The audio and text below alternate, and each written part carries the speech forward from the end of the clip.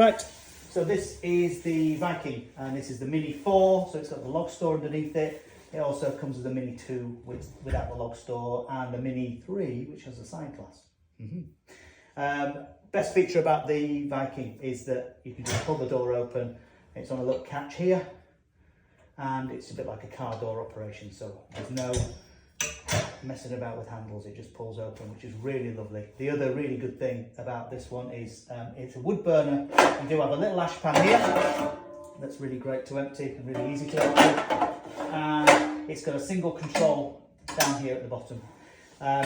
So we're going to light it for the first time today. This is just the first little lighting, so we're not going to have a big roaring fire because it's important to build up the log's size gradually, and it's important to build up the fire gradually. So the first time you have a fire, small kindling fire, and then the next time you have a fire, you can build up the log size and get it nice and hot. And the key thing to bear in mind is on the first proper hot fire, the paint has to go through a curing process. And it will start to smell a little bit as you get the fire hot. It'll create like an odour in the room. Really good idea to open the windows and just ventilate the house a little bit on that first fire. But do push past that first hot fire, get it nice and hot, and then the smoke won't return that way. And it's it can be quite an unpleasant smell. It's a bit of can be also a little bit concerning sometimes. You think something's wrong, but it's completely normal. And it's a paint that's created a barrier on the stove. And once it's got through that process, then you're good to go. So just to run you through the operation, so we've got one single control down here at the bottom. It's actually got a little volume control on it. You can see that left is high, right is low. As with all my instructions and all the stoves that we do instructions on and fit, we never recommend turning the stove right down. So the classic thing is when people finish using the stove in an evening and they shut the control down, and the problem is when you've got one of these twin wall flues is that you can very often get smoke back in the room, because what happens is, and this is really important, you use your fire, everything's brilliant, and then you come to bed and you turn your telly off, turn the lights off, shut your stove down. Now what's going to happen there is you've got fuel on the fire that wants to burn, but you've closed the air supply down, so you've starved the air going into the fire. What happens then? The flue starts to cool down, because you're not sending the heat up the chimney, to the point where the flue outside then starts to drop back down into the room, and then your smoke alarms are going off at 2 o'clock in the morning, and it's a big worry. So, absolute golden rule, before going to bed, about an hour before going to bed, open it up fully, let the fire burn out naturally. Big positives there, because not only do you not have your smoke alarms going off, but you'll get up the next day and you'll wake up and there'll be nice fine ash in the bottom and the glass will stay clean. Bear in mind that this control here keeps the glass clean. It sends a sheet of air past this bit here, past the glass into the fire. So if you close the air supply right down, your glass will start to go misty. So as soon as you start to see that happen, just edge it over a little bit and then it will clear up. Okay? So we're going to light it up. So as with the Viking stoves, we're going to light it with the top-down method. So we light the fire lighters right at the top of the fire. What that does is it sends some nice hot air straight into the flue, burns into the kindling, and then down into the logs at the bottom. We're not lighting the proper top-down method today because it's the first time it's been lit, and we can't light a really hot fire. We've got to light a little fire today just to show you how pretty it looks and how amazing it is. And then the next time you have a fire, add a proper set of logs at the bottom, small logs on top, and then set it up as I've set it there. Nice amount of kindling. Most people don't put enough kindling on and enough fire lighters on, and then it burns through the fire lighter, a little bit of kindling, and then suddenly it's got this big log to burn and it won't do it. It'll struggle and it'll smoulder and it'll smoke. So a decent amount of kindling and a couple of decent fire lighters.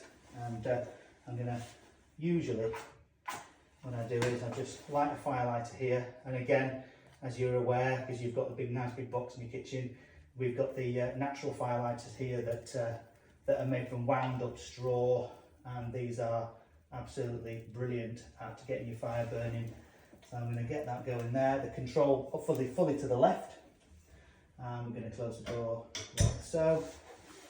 And while that's getting going, the fire lighters are going to burn down into the kindling, and then that will get the fire burning away and it will get the flue nice and warm. So the thing to bear in mind when we've got one of these twin wall flue systems is it's really important because it's on the outside of the house, it's exposed to cold air. So we've got to get that nice and hot to generate a draw. If you allow the flue to cool down, as I said earlier, you'll potentially get smoke back down into the room, and we don't want that. The other thing that we've got to be quite careful of, and I'm not going to do it right now because it's exactly the opposite to what I'm going to tell you, but when we open the door of the stove, we open it really gradually to let the heat catch up inside the fire. Once it's got going a bit, I'll demonstrate that and show you. But again, some people complain about, oh, they've got a wood burning stove, it's smoky in the room. It really, really shouldn't be. And a lot of that is because people open the door too fast. And it's a little bit like the oven in the kitchen. You open the oven door and you get that blast of heat that takes your eyebrows off. The thing is, when you do it with the stove, you can get smoke in the room as well. So it's really important to just let the door open up a little bit, let it prime, let the fire roar, and then open your door, put your log on and close the door straight away. Okay? So as you'll see here, there's a little bit of condensation around the bottom of the fire. What we often say to people is, once you've got a little bit of heat just coming through, it should clear that off really. But sometimes depending on the weather conditions, it's just nice to just crack the door, just take it off the catch, and you see straight away that first of all the condensation draws out, just dries out straight away. And you'll also see very obviously that the fire's really cracking on. Now, if it's particularly cold outside on a really cold day, predictably it's going to take longer to get that flue warm. So sometimes it just needs a little bit of a push, and then just keeping the door just slightly cracked, it'll get that fire getting going. It will really force some heat into the flue. The control at the bottom here only allows a certain amount of air into the fire. So just occasionally, if you struggle to get it going, just crack the door for a couple of minutes, just while the fire just catches up, gets the kindling burning, and then you can close the door, and you'll see the difference when I close the door now, and the flames will just sort of slow down a little bit. But as it is right now, it's burning away really nicely. Just while we're getting that going, I'll explain a little bit about the stove and the cleaning and the maintenance. So the outside of the stove, we only recommend using dry cloths. So a dry microfiber cloth. What we often do is we put a tiny little bit of baby oil on the cloth, and that's just what gives it that little sheen there. It really brings out the sheen in the cast iron. The other thing that you can use is Wonder Wipes, Wonder Wipes, like household wipes, that sort of thing, but dry it. So never leave moisture left on the stove. You can get like a grey residue into the steel, it can make a real mess of it. So it's important to give it a good clean down, but dry it, never leave it wet. You should be able to just use a dry cloth, just a dry microfiber cloth. And the same on the hearth as well, just dry it off of the hearth, on the hearth there. We put a bit of baby oil on here as well, just brings the sheen out. It's really hard wearing, this is honed granite, it's really hard wearing stuff, so it's nice and easy to look after. The fire bricks on the inside of the stove, they're very delicate and they're also quite expensive. So be careful, and he always suggests place your wood in there, never throw it in, you know. You're not throwing in log type of people, I know that. But when you put your log in there, open the door nice and gently, let the fire catch up like so, open your door, place your log in and close the door nice and gently like that. And it will be absolutely brilliant. The fire bricks inside here, they will discolour a little bit on the first time you use it, because obviously there's just a bit of dust in there. Once you get the fire nice and hot, they'll clean up. So as long as you've got the fire nice and burning nice and warm, the fire bricks will clean up, and it'll be nice and clean on the inside. The stove will kind of tell you if it's not happy. If the stove isn't happy, the fire bricks will go dirty. You'll get lumps of charcoal on the bottom of the fire that's unburned because it's not burning hot enough, and predictably the glass will go filthy as well. So those are 3 signs that you're kind of not using it right, which obviously you will use it right, because I'm telling you. So yeah, it's important to do that. So again, as I said earlier, it's all really about the balance of air and logs. So if you have the right amount of air running through down here, and you have the right size of logs on the stove, it will burn beautifully. Too big of logs, not enough air, it'll just smoulder and go out. And the opposite, if you've got too much air, like you've got now as we're burning it, getting going there, we've got the kindling and we've got maximum air, it's designed to burn it fast. And obviously you'll get much more heat there, but you'll go through logs like there's no tomorrow. And really, I think that's pretty much it. Just allow the ash pan to build up a little bit. You will get a bed of ash in the bottom of the fire. Always leave a bed of ash in the bottom if you can.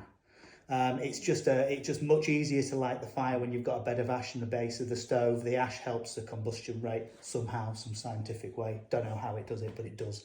And then obviously, let's say if you just open the door a little bit, it'll get going there. Just with it being the first burn, it's just taking a little bit of getting going. But the ash pan, keep the ash pan empty, but not religiously. Let it get going. You know, let the ash build up. I mean, feedback from these really is kind of once every couple of weeks. On normal use, you should be emptying the ash pan. But again, depends on the wood, depends how much you use it, depends on the temperature. So a lot of variable factors. But yeah, we're not certainly not talking like every other day or anything daft like that. They're designed to be easy to use and a pleasure to use. Just again, a little bit about maintenance, as I mentioned earlier. You've got a little bit of grease here, and that's just designed to go on this little bit of the door handle here, just to, sorry, the door catch there, just to keep it lubricated. So just keep an eye on that. And then ongoing, really, just a little bit of 3-in-1 oil on the hinges, just a bit of basic maintenance like that. And there we are. That's our lot. Brilliant. Okay.